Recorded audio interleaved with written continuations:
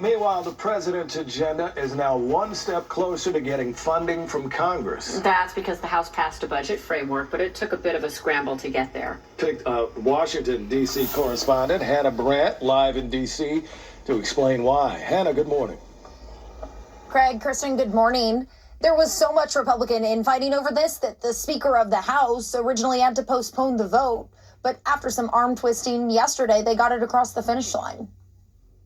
On this vote, the yeas are 216, the nays are 214. The motion is adopted. In a narrow vote, the House passed a budget framework.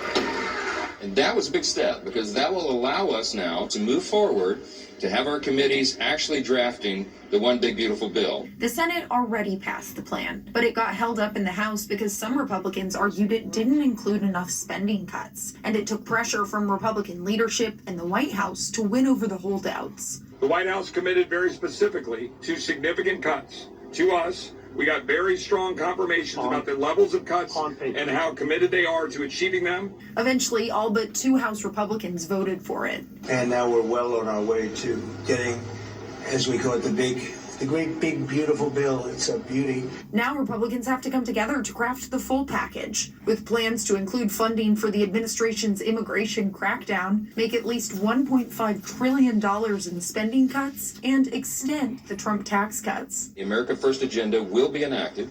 President Trump's promises will be fulfilled. Democrats don't have the votes to stop the package, but they are vocally opposing it. It's going to bankrupt America. Bankrupt America. All so they can give these tax breaks to the billionaires.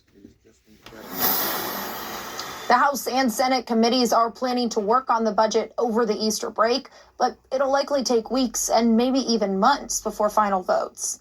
Live in Washington, I'm Hannah Brandt. You know, Hannah, Republicans talking about the debt limit big time. They said that they want to tackle it in the next bill. Can you explain exactly how that's going to play out?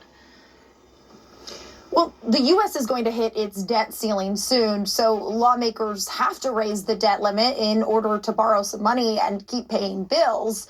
But the House and the Senate Republicans disagree over how much to raise the debt limit by, so that's something they're going to have to hammer out in the bill.